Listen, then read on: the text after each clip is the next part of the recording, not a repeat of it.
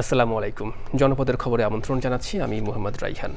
এখনকার এই সংবাদ আয়োজন একই সঙ্গে চ্যানেল আইয়ের ইউটিউব চ্যানেল এবং চ্যানেল আইয়ের ওটিটি প্ল্যাটফর্ম আই স্ক্রিনে লাইভ স্ট্রিম হচ্ছে। খাগড়াছড়িতে যুগ্ম ছাত্র জনতার ব্যানারে ডাকা সড়ক অবরোধ চতুর্থ দিনের মতো চলছে। জেলার চট্টগ্রাম খাগড়াছড়ি ও ঢাকা খাগড়াছড়ি সড়কে অবরোধ শিথিল করা হলেও দূরপাল্লার বাস চলাচল এখনও শুরু হয়নি। জেলা সদর এবং গুইমারা উপজেলায় প্রশাসনের জারি করা ১৪৪ ধারাও বহাল রয়েছে। আচাহার হীরার পাঠানো তথ্য ভিডিওচিত্রে ভূমি সারিথুর রিপোর্ট। জুম ছাত্র জনতার ডাকা অনির্দিষ্টকালের সড়ক অবরোধ চতুর্থ দিনের মতো চলছে। যদিও সংগঠনটির পক্ষ থেকে সোমবার দুপুরে খাগড়াছড়ি চট্টগ্রাম ও খাগড়াছড়ি ঢাকা সড়কে অবরোধ শিথিলের ঘোষণা দেওয়া হয়েছিল। খাগড়াছড়ি শহর, শহরতলি ও গুইমারার অধিকাংশ দোকানপাট আজও বন্ধ। রাস্তায় সেনাবাহিনীর টহলের পাশাপাশি বিজিবি ও পুলিশ মোতায়েন রয়েছে। খাগড়াছড়ি জোন কমান্ডার জানান, বর্তমানে খাগড়াছড়ি পৌরসভা, সদর উপজেলা ও গুইমারা উপজেলার পরিস্থিতি স্বাভাবিক রয়েছে। আমাদের চেকপোস্ট, আমাদের রেগুলার পেট্রোলিং, আমাদের অবৈধ অস্ত্র উদ্ধার অভিযান সব কিছুর সমন্বয়ে আমাদের প্রচেষ্টা অব্যাহত আছে এবং ভবিষ্যৎ পরিকল্পনা আমাদের যারা অস্থিতিশীল করতে চায় তারা যত বেশি উচ্ছৃঙ্খল হবে, আমাদের পরিকল্পনা তত বেশি। মঙ্গলবার সকালে সেনানিবাসে আয়োজিত প্রেস ব্রিফিংয়ে ইউপিডিএফকে দেশের স্বার্থে অবরোধ প্রত্যাহার করে পরিস্থিতি শান্ত রাখার আহ্বান জানানো হয়। বাংলাদেশ সেনাবাহিনী এই বাংলাদেশের যে অবিচ্ছেদ্য অংশ, এটা রক্ষায় দৃঢ়প্রতিজ্ঞ এবং পার্বত্য চট্টগ্রামের সকল জাতিগোষ্ঠীর নিরাপত্তা রক্ষা নিশ্চিত এবং সার্বভৌমত্ব রক্ষায় বাংলাদেশ সেনাবাহিনী যে কোনো পদক্ষেপ গ্রহণের জন্য তৈরি আছে। খাগড়াছড়িবাসী ইউপিডিএফের অপরিপক্ক আন্দোলনের মাশুল গুনছে বলে মন্তব্য করেছেন পার্বত্য চট্টগ্রাম বিষয়ক উপদেষ্টা। এই ৬ জনই হচ্ছে ইউপিডিএফ, কারণ খাগড়াছড়ি এলাকা ইউপিডিএফ ছাড়া কোনো কিছু নাই। মতাদর্শ থাকতেই পারে, কে বলেছে আমি শুধু উপরের দিকে থাকি আমি তার নাম নেব, আমি তো নিচের দিকে থাকিও আমি ভগবানের নাম নিতে পারি। ২৩ সেপ্টেম্বর খাগড়াছড়ি সদরে পাহাড়ি এক স্কুল ছাত্রীকে ধর্ষণের ঘটনার জেরে রোববার গুইমারায় সহিংসতায় ৩ জন পাহাড়ি নিহত হয় এবং সেনাবাহিনী কর্মকর্তা সহ পাহাড়ি ও বাঙালি আহত হন। ভৌমি সারথী, চ্যানেল আই। যাওয়ার কথা দুবাই, অথচ পাকিস্তানে গিয়ে যোগ দেন নিষিদ্ধ জঙ্গি সংগঠন তেহরিকি তালিবানে। পরে সেনাবাহিনীর অভিযানে গুলিতে নিহত হন বাংলাদেশি যুবক ফয়সাল মোড়ল। তার বাড়ি মাদারীপুরের ছোট দুধখালি গ্রামে। মরদেহ দেশে ফিরিয়ে আনার দাবি জানিয়েছেন স্বজনরা। পুলিশ বলছে, ভবিষ্যতে কেউ যাতে এমন সংগঠনে যুক্ত না হতে পারে সে বিষয়ে সতর্ক থাকতে হবে। রাহাত হোসেনের রিপোর্ট।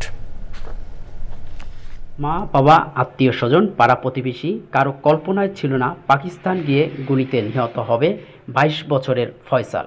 স্বজনরা জানায়, হিজামা সেন্টারে চাকরির জন্য দুবাই যাচ্ছেন জানিয়ে ২০২৪ সালের মার্চ মাসে দেশ ছাড়েন ফয়সাল।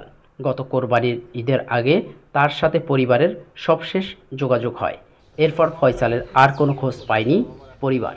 এবছরের ২৬শে সেপ্টেম্বর রাতে পাকিস্তানের খাইবার পাখতুনখোয়ার কারাক জেলায় পাকিস্তানি নিরাপত্তা বাহিনীর অভিযানে ১৭ টিটিপি সদস্য নিহত হয়। এর মধ্যে একজন বাংলাদেশি যুবক ফয়সাল।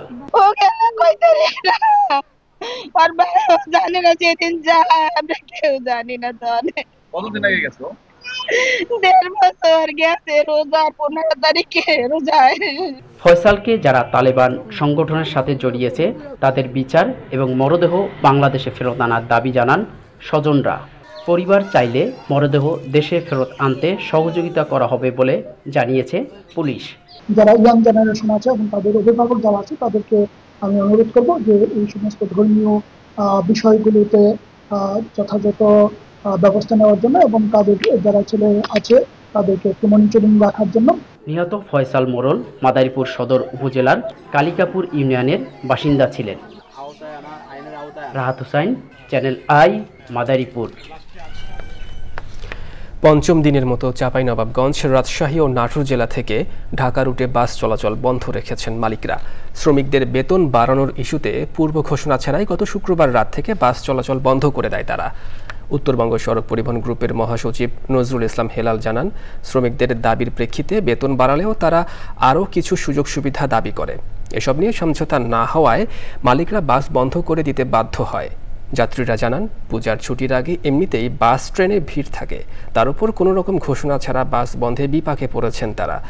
দাবি না আদায় হওয়া পর্যন্ত গাড়ি চালাবেন না বলে জানান ড্রাইভার ও শ্রমিকরা। তবে একতা ট্রান্সপোর্টের বাস রাজশাহী ঢাকা রুটে স্বাভাবিক সময়ের মতোই চলাচল করছে।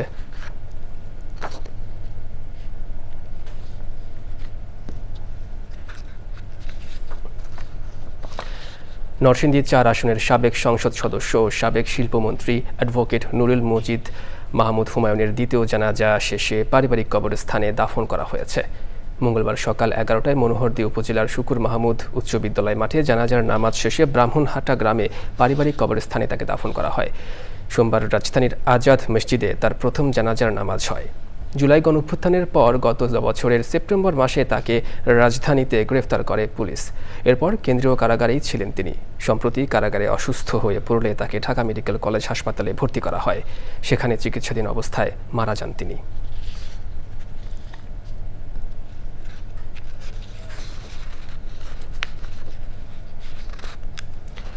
চট্টগ্রামের কর্ণফুলী নদী থেকে সাগরে মাছ ধরতে গিয়ে বোট মালিক সহ ১৮ জন জেলে ১৭ দিন ধরে নিখোঁজ থাকায় উদ্বেগ উৎকণ্ঠায় রয়েছে তাদের পরিবার।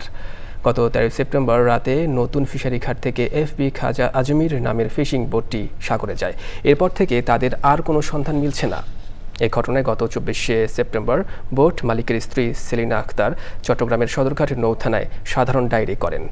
এদিকে নিখোঁজ ১৮ জন মাঝি মাল্লার স্ত্রী, পুত্র, বাবা, মা সহ পরিবারের সদস্যরা মঙ্গলবার সকাল থেকে চট্টগ্রামের সদরঘাট নৌ থানার সামনে নিখোঁজদের খুঁজে পেতে প্রশাসনের সহায়তা চেয়ে অবস্থান নেয়।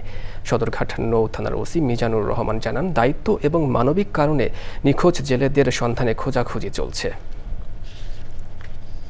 আমরা আপাতত আপনার এখানে একটা জিডি করে সূত্র ধরেই আমরা আগাচ্ছি।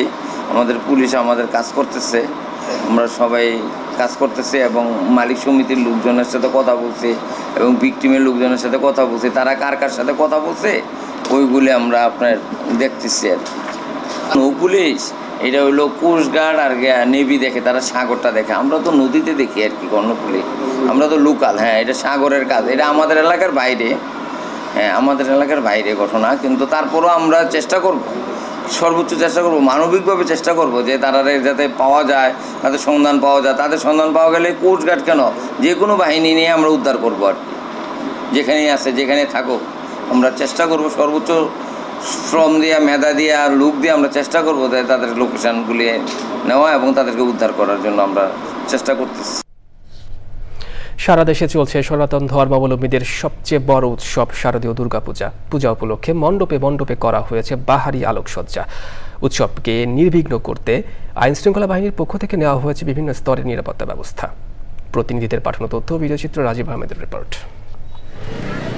দুর্গা উৎসবকে ঘিরে সিরাজগঞ্জে ঐতিহ্যগতভাবে হয়ে আসছে চোখ ধাঁধানো আলোকসজ্জা। রং বেরঙের আলোর ঝলকানিতে আলোকিত পুরো শহর।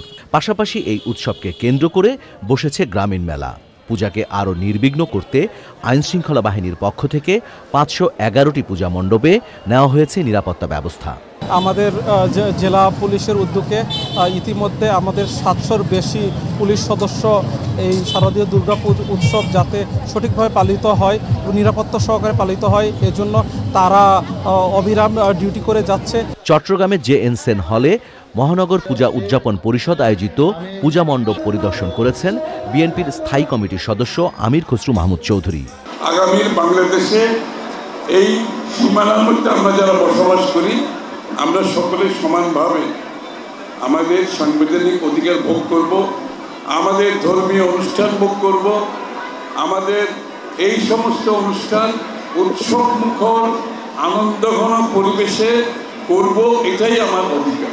সাভারের তেঁতুলঝোড়া ও ভাকুরতা ইউনিয়নে দুর্গাপূজা মন্দির পরিদর্শন শেষে বিএনপির চেয়ারপারসন বেগম খালেদা জিয়ার উপদেষ্টা আমানুল্লাহ আমান বলেন, বিএনপি সাম্প্রদায়িক সম্প্রীতিতে বিশ্বাস করে।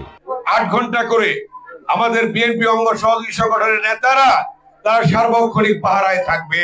তারা হিন্দু ভাই বোনেরা সুন্দরভাবে স্বাচ্ছন্দ্যে তারা এই শারদীয় দুর্গা উৎসব পালন করতে পারে। কুমিল্লা জেলায় 799টি পূজা মণ্ডপে মোতায়েন করা হয়েছে 5102 জন সদস্যকে। জেলার আনসার ব্যাটালিয়নের 2টি স্ট্রাইকিং টিম নিয়মিত টহল দিচ্ছে শহর জুড়ে। খুলনা বিভিন্ন পূজা মণ্ডপ পরিদর্শন করেছেন বিএনপির কেন্দ্রীয় ছাত্র বিষয়ক সম্পাদক রকিবুল ইসলাম বকুল। তিনি খানজাহান আলী থানার তেলিগাতি নেপাল আশ্রম মন্দির এবং ঘোড়াপাড়া পূজা মন্দির সহ একাধিক মন্দির পরিদর্শন করেন। কুড়িগ্রামে শারদীয় দুর্গোৎসব উপলক্ষে সাংস্কৃতিক অনুষ্ঠান ও দারিদ্রদের মাঝে কাপড় বিতরণ করা হয়েছে। বিএনপির ভারপ্রাপ্ত চেয়ারম্যান তারেক রহমানের নির্দেশে গাজীপুরের সদর থানায় বিভিন্ন ওয়ার্ডে শারদীয় দুর্গাপূজা উপলক্ষে আর্থিক সহযোগিতা ও শুভেচ্ছা বিনিময় করেছে মহানগর স্বেচ্ছাসেবক দল। নেতৃত্ব দেন শাহাদাত হোসেন শাহিন। Rajib Ahmed, channel I.